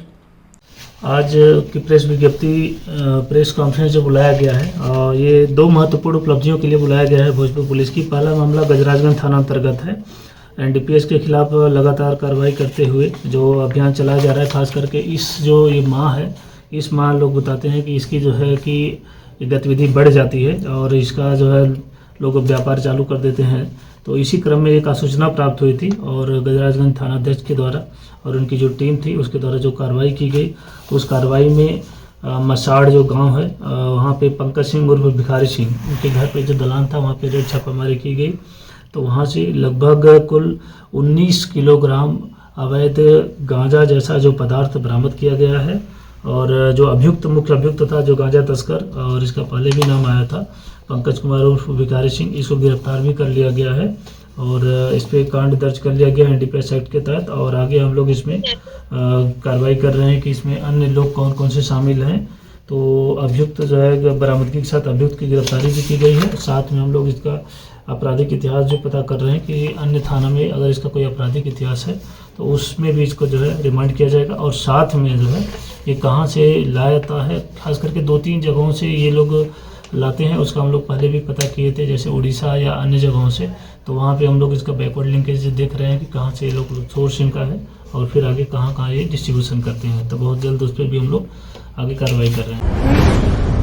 मुंगेर सदर अस्पताल परिसर में मरीजों के लिए 2-2 प्याऊ बनाए गए ताकि मरीजों को पानी की कोई समस्या नहीं हो, पर सदर अस्पताल के प्रबंधक और गार्डों की अनदेखी से सदर अस्पताल स्थित प्याऊ को लोगों ने कार वॉशिंग सेंटर बना दिया, जहां क्या स्टाफ क्या ठेकेदार सभी अपने गाड़ी की वॉशिंग करवाते हैं और सारा का सारा पानी भी वही वार्ड के सामने बहा देते हैं, जिससे मरीजों को काफ़ी परेशानी का सामना करना पड़ता है। वहीं मेल वार्ड और डीएस कार्यालय के सामने गाड़ी धो रहे मुन्ना से जब पूछा गया तो उसने बताया कि वो सफाई ठेकेदार रंजन का गाड़ी धो रहा है और आए दिन वो यहाँ गाड़ी धोता है। और जब मीडिया ने ये कहा कि वहाँ गाड़ी धोना मना है, जिसके बाद वो हाथ जोड़ माफ़ी भी मांगने लगा। वहीं इस मामले में सीएसपीएम सहाय ने बताया कि अस्पताल परिसर में गाड़ी धोने की इजाज़त किसी को नहीं है। अगर कोई ऐसा कर रहा है तो उस पर कार्रवाई की जाएगी। साथ ही गार्डों को भी सचेत किया गया है कि वे इस तरह के कार्यों को परिसर में ना होने दें। किसका गाड़ी है? रंजन सिंह का है। कहाँ का रहने वाला? नवा गाड़ी। क्या है यहाँ? यहाँ वही सब पे काम करवाता है। क्या चीज़ का? किस पद पे है वो यहाँ? वही ठेकेदारी के अंदर में खड़ते हैं सर। ठेकेदार का? अरे एक मिनट, आप लोग कहे थे पत्रकार बने? रंजन सिंह का सदर अस्पताल में वही मूर्ति है मेरा, ठेकेदार है। ठेकेदार है? उसका गाड़ी धो रहे हो? हाँ, उसी के तरीके बोला धो देने के लिए। ऐसे तो सर के गाड़ी रोजे धोते हैं यहाँ पर। कोई अच्छा, डेली धोते हो? मोटरसाइकिल भी धुला रहा था? नहीं, अभी अपने से लेके किया हम थोड़ी। वो कौन है? ये हमने तुमसे पूछिए ना। अच्छा, तुमको पता बाबू यहाँ गाड़ी धोना मना है? अच्छा ठीक है, गलती हो गया, माफ कर दीजिए। क्या नाम है तुम्हारा? मुन्ना कुमार नाम है। क्या हो? सफाई कर्मी है यहाँ पे। रंजन कौन है? मेरा मुंशी है। तुम्हारा मुंशी है? उसी का गाड़ी है? उसी गाड़ी है। ठीक है। परमिशन है? नहीं, बिल्कुल नहीं। ये जो धुला रहा है इसमें क्या कार्रवाई? ये गलत है, इस पर तुरंत हमें एक्शन लेंगे। सर, आपका कोई ठेकेदार है रंजन, वो धुलवा रहा था। मैं अभी हॉस्पिटल नज़र से देखता हूँ कि कभी को अब गार्ड को भी इसका देता हूँ कि क्यों यहाँ हमारे हॉस्पिटल में ये काम हो रहा है। क्या इस पर कार्रवाई होगी सर? हाँ, कार्रवाई होगी हर हाल में। लोहरदगा के नदिया मिनी स्टेडियम में मुख्यमंत्री फुटबॉल कप के फाइनल का मुकाबला हुआ। 13 दिसंबर से आयोजित जिला स्तरीय मुख्यमंत्री फुटबॉल कप में महिला और पुरुष टीम ने भाग लिया। पुरुष वर्ग में फाइनल का मैच लोहरदगा की टीम ने जीता, वहीं महिला वर्ग में फाइनल का मैच किस्को के खाते में आया। डीसी और एसपी ने विजयी और विजेता टीम को ट्रॉफी देकर सम्मानित किया। जिला स्तरीय मुख्यमंत्री फुटबॉल कप में विजयी टीम अब रांची में आयोजित राज्य स्तरीय मुख्यमंत्री फुटबॉल कप में भाग लेगी। जिला खेल पदाधिकारी ने खिलाड़ियों के उज्जवल भविष्य की कामना की। लोहरदगा से गौतम की रिपोर्ट। और विजयी कौन हुए? आयोजन 3 दिवसीय फुटबॉल टूर्नामेंट मुख्यमंत्री का फुटबॉल टूर्नामेंट है। 7 ब्लॉक के बॉयज़ के प्लेयर आए हुए थे और गर्ल्स में 5 टीम पहुंची हुई है। जिसमें फाइनल अभी हुआ, सभी के समक्ष फाइनल हुआ। गर्ल्स में कुडू वर्सेस भंडरा के बीच आयोजन हुआ, जिसमें कुडू विजय रही। और उसी प्रकार बॉयज़ की टीम में फाइनल लोहरदगा ब्लॉक और किस्को ब्लॉक के बीच में हुआ, जिसमें लोहरदगा ट्राइब्रेकर के थ्रू में 4-1 से विजय रही। ये जो बच्चे विजयी हुए हैं, इनको अब आगे कैसे प्लेटफॉर्म मिलेगा? आगे ये दोनों टीमें विजेता उपविजेता ये दोनों टीमें अभी जाएंगी डिवीजनल लेवल की टूर्नामेंट जो कि रांची में आयोजित हो रही है, वहाँ खेलने के लिए जाएगी। और हम आशा करते हैं कि ये दोनों टीम वहाँ से जीत के आगे स्टेट लेवल तक जाएंगे। पाकुड़ के प्रख्यात समाज सेवी लुत्फुल हक ने दोपहिया वाहन चालकों को हेलमेट पहनाकर यातायात के नियमों का पालन करने की अपील की। दरअसल समाज सेवी लुत्फुल हक ने दूसरों की जान बचाने के लिए हेलमेट वितरण शुरू किया है। प्रशासन के सहयोग से नगर थाने में कार्यक्रम आयोजित कर निःशुल्क हेलमेट वितरण किया। हक ने पूरे जिले में 1000 हेलमेट वितरण करने का लक्ष्य रखा। अनुमंडल पदाधिकारी हरिवंश पंडित, एसडीपीओ अजीत कुमार विमल, जिला परिवहन पदाधिकारी संजय पीएम कुजूर, डीएसपी बैजनाथ प्रसाद, प्रशिक्षु डीएसपी अजय आर्यन और पुलिस निरीक्षक सह नगर थाना प्रभारी मनोज कुमार की उपस्थिति में बाइक चालकों को हेलमेट दिया गया। पाकुड़ से मोहम्मद काजिर उल शेख की रिपोर्ट। मैसेज सिर्फ एक ही है कि जो भी बाइक चलाते हैं वो लोग हेलमेट पहने। हेलमेट पहनने से क्या होता है कि दुर्घटना में जान बचने की संभावना बढ़ जाती है। तो आज जो कार्यक्रम हुआ उससे हम लोग पाकुड़ वासियों को यही मैसेज हम लोग दे रहे हैं कि बाइक चलाएं, चाहे लंबी दूरी पे जाएं, चाहे छोटी दूरी पे जाएं, हेलमेट अवश्य ही पहने। हेलमेट के बिना वो मोटरसाइकिल की सवारी बिल्कुल ना करें और इससे स्वयं भी सुरक्षित रहें और अपने परिवार को भी सुरक्षित रहें। आज सर जिस तरह से हेलमेट वितरण किया गया, आगे क्या स्टेप क्या रहेगा परिवहन विभाग का यदि अगर बिना हेलमेट के लोग चलते हैं तो? देखिए, हेलमेट पहनना तो एक बहुत ही ज़रूरी चीज़ है। आज हम लोग मुफ्त में हेलमेट बांटे हैं लोगों को एक मैसेज देने के लिए कि हेलमेट पहनना कितना ज़रूरी है। लेकिन यदि साथ में इसके बाद भी यदि कोई हेलमेट बिना बगैर हेलमेट के पकड़ा जाता है तो परिवहन विभाग की जो नियम है उसके तहत दंडात्मक कार्रवाई भी करते हुए उस पर जुर्माना और अन्य कार्रवाई किया जाएगा। सर, जिले में देखा जा रहा है कि खासकर जो नाबालिग बच्चे हैं वो सबसे ज़्यादा बाइक। हिरणपुर प्रखंड क्षेत्र के हाथकाठी गांव स्थित प्राथमिक विद्यालय फिलहाल शिक्षकों की कमी का दंश झेल रहा है। वहीं जब निरीक्षण में जिला परिषद उपाध्यक्ष स्कूल पहुंचे तो शिक्षकों की कमी की वजह से बच्चों को अकेले क्लासरूम में बैठते देख खुद पढ़ाने लगे। वहीं जिला परिषद उपाध्यक्ष ने बताया कि विद्यालय में कुल 182 छात्र छात्राएं नामांकित है, लेकिन उन्हें पढ़ाने के लिए महज एक शिक्षक है, जबकि सरकार ने लगभग 40 छात्रों पर एक शिक्षक की नियुक्ति करने का नियम बना रखा है। वहीं जिला परिषद उपाध्यक्ष ने शिक्षकों की कमी को देखते हुए नाराजगी जताई है। पाकुड़ से मोहम्मद काजिरुल शेख की रिपोर्ट। भोजन के बारे में मैंने बच्चों से पूछा, मध्याह्न भोजन भी अच्छा मिलता, सिर्फ यही दिक्कत है कि इस विद्यालय में 180-82 बच्चे के पढ़ाई के लिए एक शिक्षक कामगार साबित नहीं हो रहा है। इसलिए मेरा जिला प्रशासन से अनुरोध होगा कि अविलंब इस स्कूल में शिक्षक की प्रतिनियुक्ति हो और शिक्षा का जीप जले। और सभी बच्चे बहुत अच्छे हैं और बहुत अच्छे मन लगा के पढ़ते हैं। विद्यालय के अवलोकन में पता चला कि यहाँ बाउंड्री वॉल नहीं रहने के कारण बांस के बल्ले से घेरा गया है। सड़क किनारे है, कभी भी दुर्घटना हो सकती है। इसलिए मेरा जिला प्रशासन से अनुरोध होगा कि अविलंब शिक्षक की प्रतिनियुक्ति हो। और आदाब नाजरीन, आप देख रहे हैं 4 टीवी झारखंड और बिहार के दिन भर की ताज़ा तरीन खबरों के साथ मैं हूं हर्षिता। आइए करते हैं खबरों से शुरुआत। शुक्रवार को जमशेदपुर के मानगो जवाहर नगर में ताबड़तोड़ गोलियां चली, जिनमें एक पुलिसकर्मी शहीद और सज्जाद उर्फ टांडा की मौत हो गई थी। इस डबल हत्याकांड का खुलासा अब तक पुलिस द्वारा नहीं किया गया है, लेकिन पुलिस लगातार आरोपियों को पकड़ने में छापेमारी की जा रही है। मंगलवार दोपहर जमशेदपुर पुलिस मानगो के वारिस कॉलोनी स्थित चौड़ा राजू के घर गिरफ्तारी के लिए पहुंची, लेकिन राजू अपने घर पर नहीं मिले। इसके बाद पुलिस द्वारा पूरे घर की तलाशी ली गई। पुलिस टीम का नेतृत्व कर रहे डीएसपी बीरेंद्र राम ने बताया कि उनकी टीम चौड़ा राजू की गिरफ्तारी करने आई, लेकिन वो घर पर नहीं मिले। इस घर पर उन्हें कई वाहन मिले हैं, जिन्हें सत्यापन के लिए पुलिस जब्त कर थाने ले जाया गया है। वारदात में इस्तेमाल किया गया स्प्लेंडर बाइक चोरी की थी। पुलिस द्वारा राजू के घर से 4 पहिया वाहन समेत कई मोटरसाइकिल और स्कूटी जब्त की गई है। आपको बता दें कि पुलिस के मुताबिक जल्द ही इस गोलीकांड का पूरा खुलासा किया जाएगा। 4 टीवी न्यूज से अफरोज मलिक की रिपोर्ट। खोज में आए थे तो उसे खोजने के दौरान पता चला कि इसके घर में जो है ना बहुत सारी गाड़ियां हैं, बाइक है, बुलेट है, 4 व्हीलर भी है, 407 गाड़ियाँ भी है। सबों का कागजात मांग किया गया, लेकिन इन लोग कोई कागजात प्रस्तुत नहीं किए। तो जैसा कि इस हत्याकांड में चोरी का मोटरसाइकिल का बरामद हुआ है, पाया गया है, तो हम लोग ये संभावना है कि ये भी गाड़ियाँ सभी चोरी की हो सकती है। इसके लिए सत्यापन के लिए हम लोग इसको गाड़ियाँ ले गए हैं। राजू चौड़ा तो ऐसे भी फरार चल रहा है, उसकी गिरफ्तारी के लिए हम लोग जगह जगह छापामारी कर रहे हैं। और कुछ घर की भी नापी वगैरह कुछ घर का नापी के मामले में हम लोग ये देख रहे हैं कि इसका घर जो है से इंक्रोचमेंट में है कि सही क्या है। अंचल कार्यालय से हम लोग नापी ले रहे हैं। अगर इसका इंक्रोचमेंट में होगा तो उसके अनुसार कानूनी कार्रवाई की जाएगी। कितनी गाड़ी जब्त की है सर अभी तक? 4 व्हीलर, एक बुलेट है, एक स्कूटी है, एक बाइक है, 2 4 व्हीलर गाड़ी है, एक 307 पिकअप गाड़ी है। पाकुड़ प्रखंड मुख्यालय के इस्लामपुर गांव में जिला प्रशासन द्वारा आयोजित आपकी योजना आपकी सरकार आपके द्वार कार्यक्रम का आयोजन किया गया। उक्त कार्यक्रम में मुख्य अतिथि सरकार के ग्रामीण विकास विभाग के मंत्री सह स्थानीय विधायक आलमगीर आलम शिरकत किए। मौके पर डीसी मृत्युंजय कुमार वरणवाल, डीडीसी सहित जिले के पदाधिकारी मौजूद थे। मंत्री ने कार्यक्रम विधिवत दीप प्रज्वलित करके शुभारंभ किया। प्रशासन द्वारा लगाए गए विभिन्न विभागों के स्टॉल, सरकार का जन कल्याण योजनाओं का मंत्री ने बारी बारी से निरीक्षण भी किया और जानकारी ली।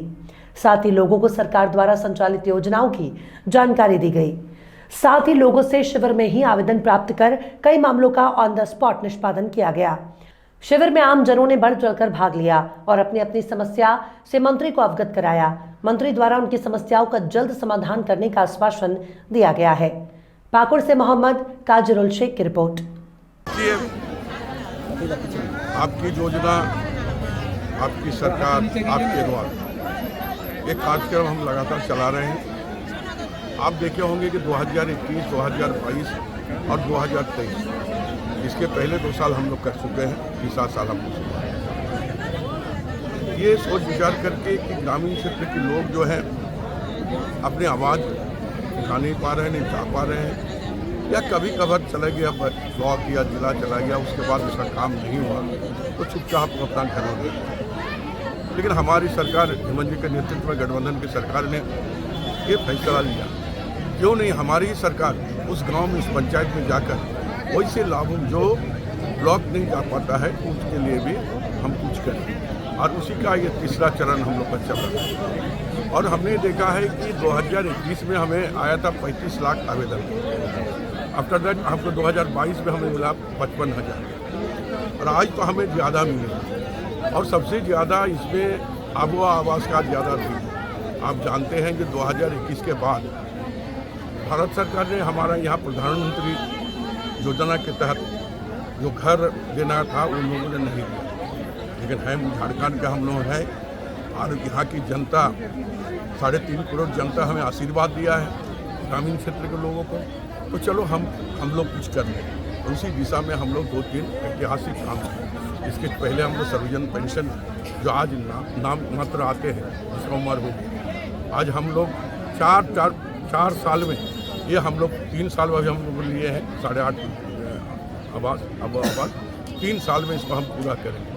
उसके बाद भी अगर हमें लगे कि नहीं अभी भी ज़रूरत है तो आगे अगर हमारी सरकार रही उसका भी हम पूरा करने का काम करेंगे। और बहुत सारी महत्वाकांक्षी योजना, जो योजना का आज देखे हैं सावित्री फुलो किशोरी योजना के तहत उन बच्चियों को जो ड्रॉप आउट हो जाते थे उनकी फादर मदर सोसाइटी की शादी दिलाएंगे, उसको भी हम लोग आज जो है एक अच्छी देने का काम किया, 5,000 देने का काम किया। इसी तरह हर योजना को जो है गांव में जाकर लोग को उत्साहित करके, और जो बच्चे बच्ची हैं वहाँ की जो तमाम लोग हो उससे भी उसको इंस्पिरेशन प्रेरणा उसको मिले, ताकि हम भी अगर कोशिश करें तो हमें मिलेगा। तो सरकार की ये जो कार्यक्रम चला रहा है बहुत अच्छी योजना है। इस योजना में मुझे लगता है कि झारखंड के तमाम गरीब आवासीन लोगों को फ़ायदा मिलेगा और हमारी भी शुभकामनाएं उन तमाम ग्रामीण क्षेत्र के लोगों के लिए। ये सरकार हमेशा तत्पर होकर आपके बीच में जाकर काम करती है और आगे भी दायित्व जो दिया है उसको हम पूरा करेंगे। दादा, ये जनता दरबार जो है कल का रिपोर्ट बताता हूँ आपको। कल तक 72,000 से ज़्यादा के आवेदन आ चुके थे, जिसमें 18,000 का निष्पादन हो चुका था। 2,500 प्रक्रिया के तहत था, जो अगले 1-2 दिन में वो भी हो जाएगा। और जो 48,000 जो पेंडिंग पड़े हैं उसमें 44,000 आवेदन अब आवास के ही, जिसके लिए हर पंचायत लेवल पर कमेटी बनाई गई है जो उसकी फील्ड जांच कर रही है। उसकी बाकायदा प्रक्रिया है। प्रक्रिया के तहत पूरा सरकार का निर्देश है कि 31 जनवरी तक उसको हम लोग ऐसे जिला स्तरीय समिति से पास करते हैं, उसका सैंक्शन करेंगे। डेली मार्केट की सब्जी मंडी में भीषण आग लग गई। अफरा तफरी का माहौल बन गया है। लगभग 30 दुकानें जलकर राख हो गई हैं। लोग आग बुझाने की कोशिश कर रहे हैं, लेकिन आग ने विकराल रूप ले लिया है। दुकानों में रखे सब्जी, फल और अन्य सामान जलकर राख हो गए हैं। दमकल की 2 गाड़ियां आग पर काबू करने की कोशिश में लगे हुए हैं, लेकिन भयंकर आग के कारण अभी तक आग में काबू नहीं पाया जा सका। दमकल की गाड़ी संकीर्ण रास्तों के कारण अंदर नहीं जा सकी। रोड में ही गाड़ी को खड़ा कर पाइप को अंदर ले जाकर पानी से आग को बुझाने की कोशिश में लगे हैं। आग कैसे लगी ये अभी तक पता नहीं चल पाया, लेकिन भारी नुकसान हुआ है। सब्जी मंडी पूरी तरह से जल गया है। आग पर लगभग काबू पा लिया गया है। सूबे के खेल और पर्यटन मंत्री हफीजुल हसन ने मधुपुर विधानसभा क्षेत्र के सिमरा गांव में अनाबद्ध योजना के तहत 2 करोड़ 6 लाख की लागत से 17 योजनाओं का शिलान्यास किया। मौके पर मंत्री हफीजुल हसन ने कहा कि सरकार अपने कार्यकाल का 4 वर्ष सफलतापूर्वक पूरा किया। हमारी सरकार झारखंड के विकास के लिए सड़क और पुल पुलिया का जाल बिछा दिया है। हमारी सरकार गरीबों के विकास के लिए 81 योजनाएं संचालित कर रही है। लोग जानकारी के अभाव में योजनाओं का लाभ नहीं उठा पा रहे हैं। 4 टीवी के लिए मधुपुर से अजीत आनंद की रिपोर्ट। साफ्तर होते हुए जिसमें एक बड़ी आबादी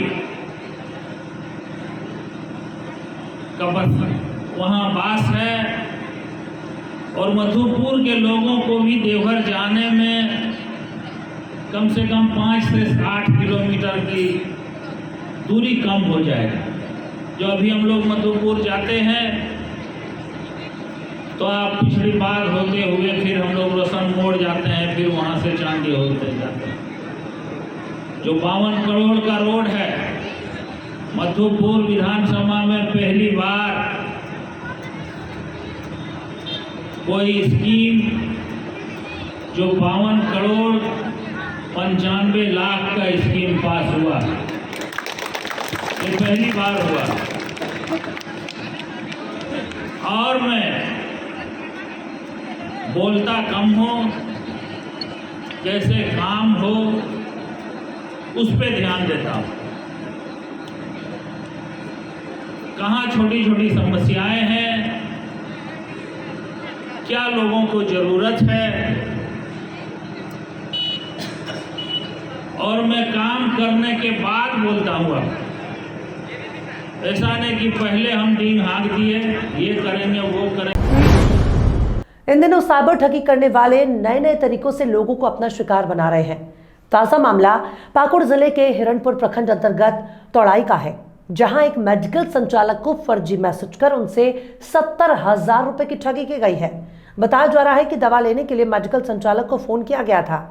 उसके बाद मेडिकल संचालक ने दवा पैक कर 3,100 का बिल व्हाट्सएप पर भेज दिया, जिसके बाद मेडिकल संचालक को 13,000 फिर 20,000 का 3 बार पेमेंट का मैसेज किया गया और बदले में उनसे 70,000 रुपए फोन पे पर डलवा लिया। उसके बाद जब मेडिकल संचालक ने अपना अकाउंट चेक किया तो देखा कि उसके अकाउंट पर पैसा आया ही नहीं है। तब उन्हें लगा कि उसके साथ किसी ने फ्रॉड कर लिया। फिलहाल मामले को लेकर मेडिकल संचालक ने हिरणपुर थाने में लिखित शिकायत की है। पाकुड़ से मोहम्मद काजिरुल शेख की रिपोर्ट। मेरा साथ कल जो है कि कुछ अचानक ठगी हो चुका है। और मेरा रात को कॉल आया था। कॉल में बोला गया था कि हम लोग इंडियन आर्मी है, तो कुछ हम लोग का दवा चाहिए था।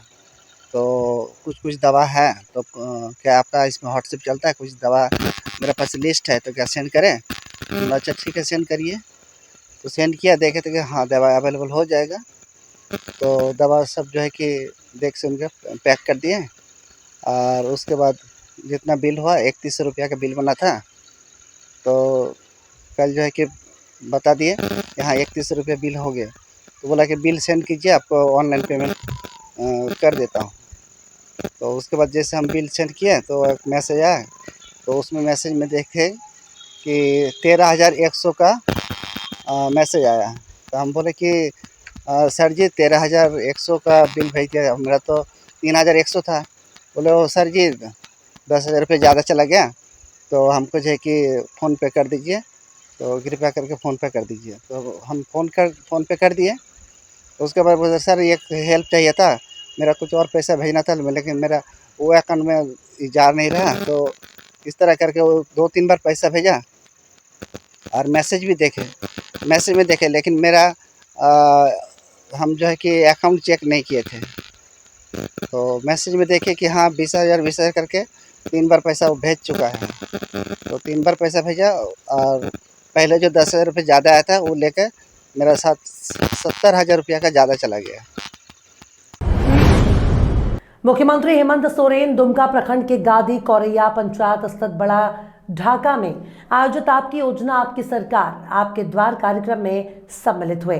कहा आज हर घर में सरकार की योजनाओं का मिल रहा है लाभ। उन्होंने दुमका वासियों को 1035.10 करोड़ रुपए की 5,358 योजनाओं का तोहफा दिया। लाभुकों के बीच 53,23,10,000 रुपए की परिसंपत्ति बांटी। इस अवसर पर मुख्यमंत्री ने कहा कि अब सरकार जन आकांक्षाओं और उम्मीदों को हर हाल में पूरा करने के लिए प्रतिबद्ध है। उन्होंने कहा कि फूलों झानो आशीर्वाद योजना के तहत महिलाओं को सम्मानजनक आजीविका से जोड़ने के लिए अब 50,000 रुपए मिलेंगे। हेमंत सोरेन ने कहा कि अब सरकार आपके सुख दुख में हमेशा साथ है। मुख्यमंत्री हेमंत सोरेन ने अपने संबोधन में कहा कि राज्य में कोई ऐसा घर नहीं होगा जहां सरकार की कोई न कोई योजनाएं नहीं पहुंची हों। आज हर घर में योजनाओं का लाभ मिल रहा है। अब सरकार आपके सुख दुख में हमेशा आपके साथ है। मुख्यमंत्री हेमंत सोरेन आज दुमका प्रखंड के गोदी कौरैया पंचायत बड़ा ढाका में आपकी योजना आपकी सरकार आपके द्वार कार्यक्रम को संबोधित कर रहे थे। उन्होंने कहा कि अगर कोई व्यक्ति अब तक किन्हीं वजहों से सरकार की योजनाओं के लाभ से वंचित है तो वे इस 24 नवंबर से चल रहे इस कार्यक्रम के तहत पंचायतों में लग रहे शिविरों में जाएं और आवेदन दें। यहाँ अधिकारियों का पूरा दल आपकी समस्या के समाधान के लिए मौजूद है। सावित्रीबाई फुले योजना के तहत आज हम लोगों ने पूरे राज्य में 8 लाख के लगभग बच्चियों को सावित्रीबाई फुले योजना का लाभ दिया। और योजना पहले हम लोगों ने दो बेटियों के लिए बनाया था, लेकिन अब घर में 2, 3, 4 भी बेटी रहेगी तो सबको सावित्रीबाई फुले योजना हम देंगे। अब उसमें कोई बाध्यता नहीं रहेगा, क्योंकि हमारा गांव का लोग इतना गरीब बूढ़ा, इतना लोग थका पिटा है बेचारा कि अपना बाल बच्चा लोग का बोझ भी नहीं उठा पाता। बेटियां जितने भी हैं वो सब 7वीं 8वीं 9वीं पढ़ती नहीं है कि उसके लिए लोग दूल्हा ढूंढने लगता है।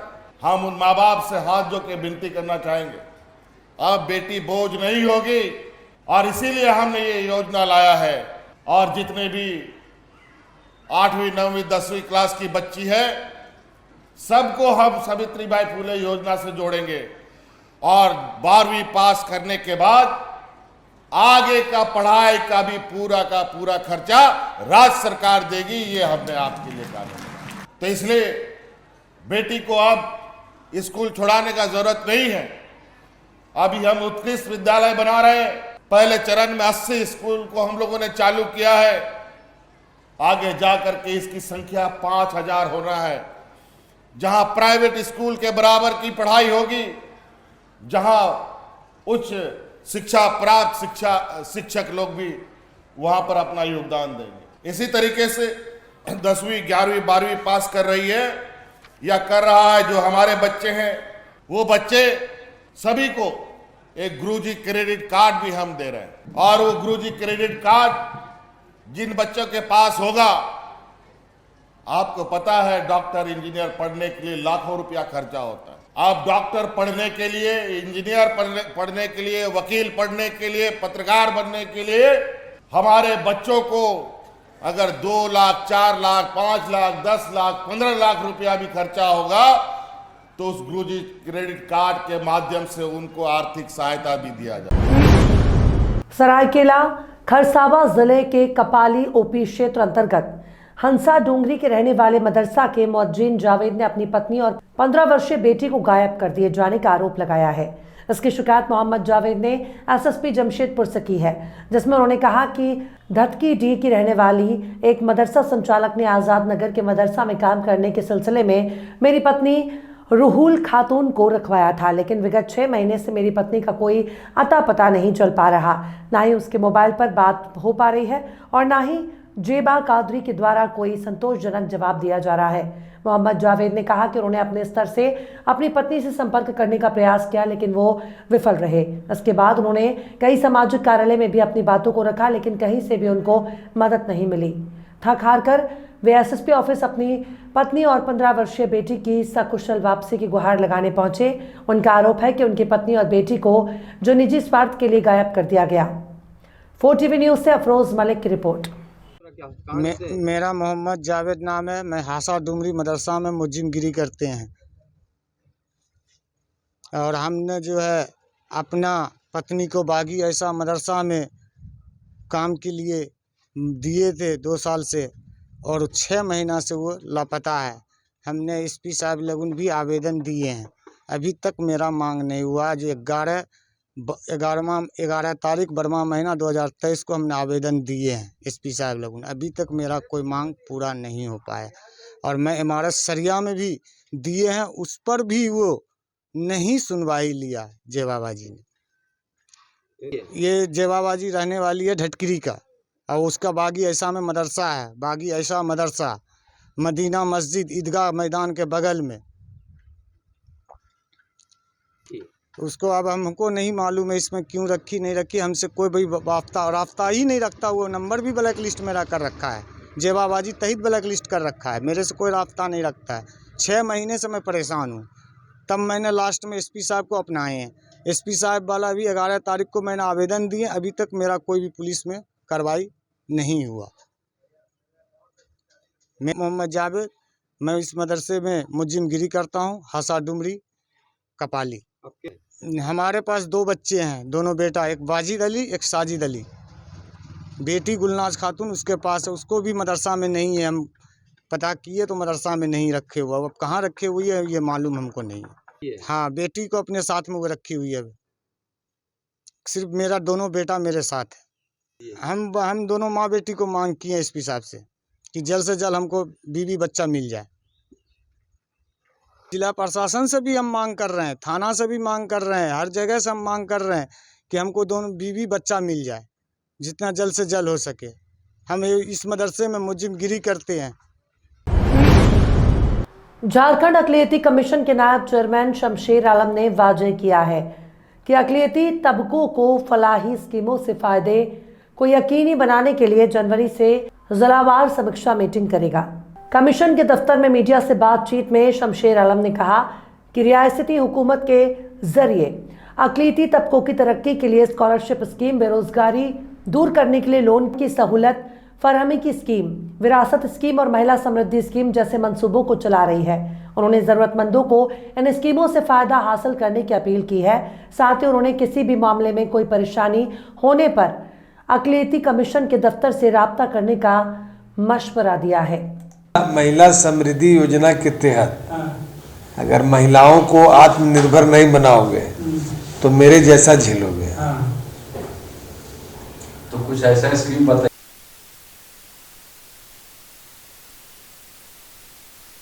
अल्पसंख्यक आयोग की जिम्मेवारी हम लोगों को पिछले 3 महीना पहले मिली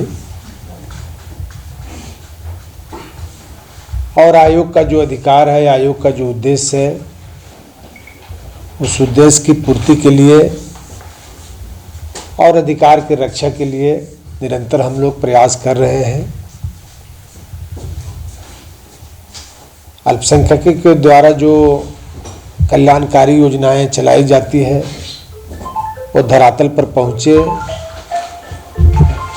और अल्पसंख्यकों के अधिकारों का हनन न हो,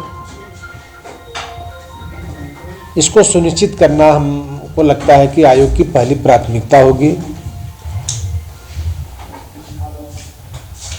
अल्पसंख्यक कल्याण मंत्रालय द्वारा भी कई तरह की योजनाएं चलाई जा रही है, चाहे वो नौजवानों के लिए हो, बेरोजगारों के लिए हो, छात्रों के लिए हो, महिला के लिए हो। इसके अलावा अन्य कई ऐसे विभाग हैं जिन विभागों में अल्पसंख्यकों का जो अपना हक और हकूक़ है, अगर उस विभाग के माध्यम से उसके हक और हकूक़ नहीं मिलते हैं और हम लोग के समक्ष अगर उस तरह की बातें आती हैं तो निश्चित तौर पर उनको हक हकूक़ दिलाने की भी जिम्मेवारी आयोग की है और इस पर भी हम लोग काम कर रहे हैं।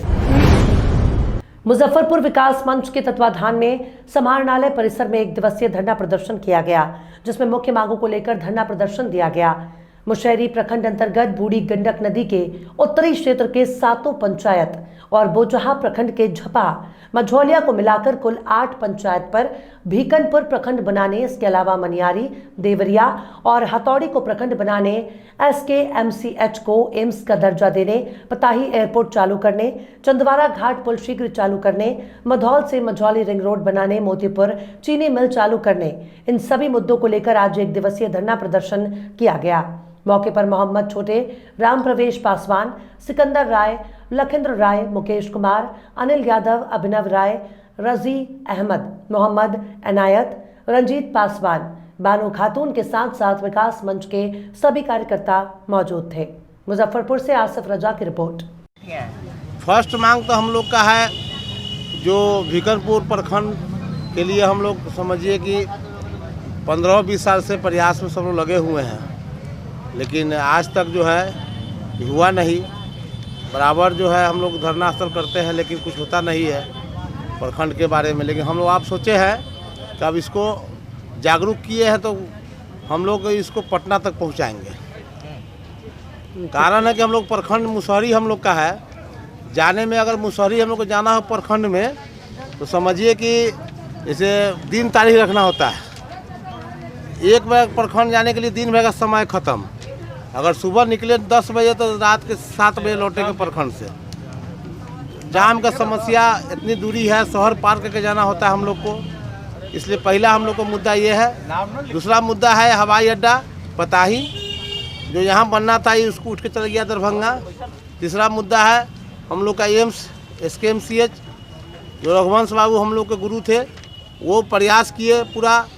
एक पुल हम लोग का है जो पैदल यात्रा के रघुवंश खुद अपने गए थे, आज तक वो पुल नहीं बना। यही सब मुद्दा हम लोग को है, सब लेकर हम लोग बैठे हैं धरना पर। बैठे हैं किस लिए? ये जो है मुजफ्फरपुर विकास मंच के बैनर तले हम लोग जिलाधिकारी मुजफ्फरपुर के समक्ष धरना पर बैठे हैं कि भीखनपुर, मनियारी, देवरिया, हथौड़ी को जनहित में प्रखंड बनाया जाए, SKMCH को एम्स का दर्जा दिया जाए, पताही एयरपोर्ट चालू किया जाए, चंदवारा घाट पुल शीघ्र चालू किया जाए, मधौल से मझौली रिंग रोड बनाया जाए और मुजफ्फरपुर जो स्मार्ट सिटी के नाम पर बदहाल सिटी बना हुआ है, वो जो एजेंसी कार्य कर रहा है उसके प्रगति एवं गुणवत्ता की समीक्षा नियमित होना चाहिए। और उसके अलावे पताही एयरपोर्ट है, मोतीपुर चीनी मिल है, ये सब तमाम मुद्दा को लेकर के हम लोग धरना पर बैठे हैं। ये अखाड़ा घाट से दादर तक रिंग बांध बनाने का जो प्रस्ताव है वो सब भी ठंडा अवस्था में चला गया है। रघुवंश बाबू तमाम सब मुद्दा को लेकर के आंदोलन किए थे, पदयात्रा किए थे, संघर्ष किए थे। उनको मरणोपरांत राज्य सरकार और केंद्र सरकार ने घोषणा किया था कि सब काम को हम पूरा करेंगे, लेकिन आज तक नहीं हुआ। तो हम लोग बाध्य होकर चरणबद्ध तरीके से आंदोलन को शुरुआत किए हैं। हम लोग का मांग अगर नहीं माना गया तो इस आंदोलन को और आगे तेज करेंगे। कब से आप लोग धरने पे बैठे हैं? हम लोग धरना पर तो आज बैठे, इससे पहले पदयात्रा भी किए थे, इससे पहले और हम लोग कार्यक्रम किए थे संघर्ष का, नगर निगम में भी दिए थे, चंदवाड़ा घाट पर वो वहाँ बैठे थे हम लोग धरना पर। लगातार हम लोग का आंदोलन चल रहा है, लेकिन हम लोग अब जो है इस आंदोलन को गांधी जी के रास्ते पर चलते हुए और तेज करेंगे अगर मांग नहीं मानी गई तो। क्या लग रहा है आपको कब तक? हम लोग को पूर्ण विश्वास है कि हम लोग का मांग पूरा होगा। सरकार के कान तक आवाज़ पहुंचाने के लिए हम लोग आवाज़ लगा रहे हैं, धरना पर बैठे हैं। जयशंकर प्रसाद यादव, संयोजक, मुजफ्फरपुर विकास मंच।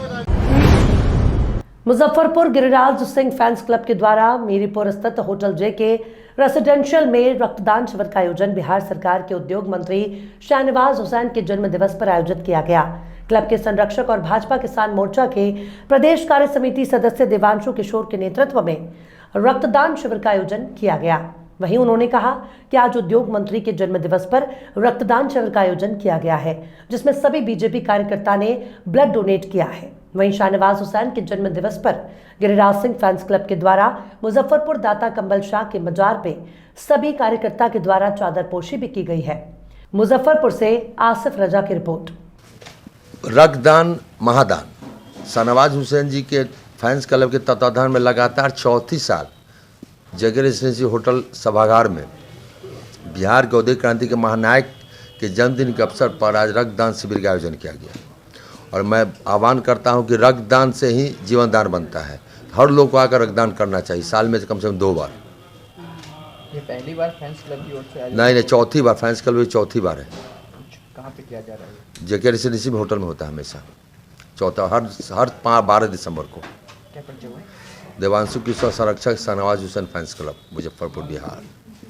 कि हम भारत के जनप्रतिनिधि होने के कारण होने के नाते हम भारत के लोगों के लिए अपना रक्तदान कर रहे हैं और हम अपना रक्तदान कोशिश करते हैं कि हमेशा 3 महीना यानी 90 दिनों के बाद हम हमेशा अपना रक्तदान करते रहें, क्योंकि हमारे डॉक्टर भी कहते हैं कि 90 दिनों के बाद आप रक्तदान करते रहें, क्योंकि 90 दिन तक ही आपका वो खून आपके शरीर के लायक है, अन्यथा वो बेकार हो जाता है।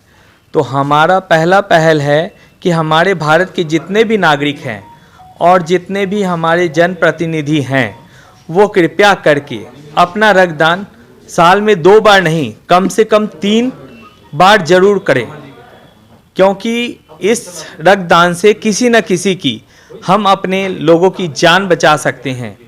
जय हिंद, जय भारत। मेरा नाम राजकुमार नाथानी, प्रदेश उपाध्यक्ष। मुजफ्फरपुर शहर में व्यापार मेला लग रहा है। उत्तर बिहार वाणिज्य और उद्योग परिषद द्वारा यह मेला लगाया जा रहा है। शहर के मुजफ्फरपुर क्लब मैदान में यह मेला 10 जनवरी से 12 जनवरी तक लगेगा। North Bihar chamber of commerce के जनरल सेक्रेटरी सज्जन शर्मा ने बताया कि माइक्रो, स्मॉल और मीडियम बिजनेस को नया आयाम, सहयोग और प्रोत्साहन देने के उद्देश्य से इस मेले का आयोजन किया जा रहा है। वहीं उन्होंने बताया कि इस मेला का उद्देश्य छोटे बड़े व्यापारी, कारीगर और कलाकारों को एक मंच प्रदान करना है। इसके माध्यम से व्यापारी और कारीगर अपना स्टॉल लगाकर बड़ी तादाद में लोगों को अपने प्रोडक्ट की जानकारी दे सकेंगे। श्री शर्मा ने बताया कि जो महिलाएं लघु और छोटे उद्योग चलाकर अपने हुनर के बदौलत कमा रही हैं, उन्हें प्रोत्साहन देना और मंच प्रदान करना सबसे बड़ा उद्देश्य है। मुजफ्फरपुर से आसिफ रजा की रिपोर्ट। आज की बैठक की हम लोगों की ये मंशा है कि north Bihar chamber of commerce पिछले वर्ष 20 मार्च को हम लोगों ने एक नॉर्थ बिहार ट्रेड फेयर 2023 बोल करके अपने परिषद भवन में ही जो है एक मेले का आयोजन किए थे। उस मेले में हम लोगों को बहुत आशातीत सफलता मिली। जो हमारे यहाँ जिन लोगों ने भी स्टॉल लगा करके अपने बनाए हुए उत्पाद का डिस्प्ले किया, उसके बाद उनकी बिक्री काफ़ी बढ़ गई। उनको एक मार्केट मिला और उनके द्वारा हम लोगों को बार बार ये निवेदन किया गया कि पुनः इस मेले का आयोजन किया जाए। तो उस बात को दृष्टिकोण में रखते हुए हम लोगों ने एमएसएमई मंत्रालय भारत सरकार से बात की कि भाई इस प्रकार का मेला जो पिछली बार हम लोगों ने लगाया था, पुनः लगाने की हम लोगों को अनुमति दी जाए। तो भारत सरकार के एमएसएमई मंत्रालय ने 10 जनवरी से 12 जनवरी तक 3 दिनों का मेला आयोजन करने की स्वीकृति दी है। इस मेले में हम लोगों का जो है इस बार का उद्देश्य ये होगा कि भाई एक तो चूँकि पिछली बार हम लोगों ने जो अपने परिसर में मेला लगाया, तो हमारा परिसर छोटा है, बहुत ज़्यादा हम काउंटर उसमें लोगों को नहीं दे सके। तो इस बार हुआ कि भाई इसको थोड़ा बड़े रूप में किया जाए। तो बड़े रूप में किया जाए तो उसके लिए हमारा परिसर छोटा था, तो हम लोगों ने मुजफ्फरपुर क्लब, जो मुजफ्फरपुर का बहुत ही एक धरोहर है, हम लोगों ने वहाँ के मैदान को बुक कराया है और हम लोग इस बार का आयोजन मुजफ्फरपुर क्लब में करने जा रहे हैं। हम लोगों को आशा है कि इस बार का जो आयोजन होगा, जो पिछली बार से कई गुना जो हम लोगों की पिछले बार के आयोजन में कमियां रह गई। फिलहाल बिहार और झारखंड की खबरों में अभी इतना ही। और भी ताज़ा तरीन खबरों के लिए आप देखते रहिए 4 TV न्यूज़।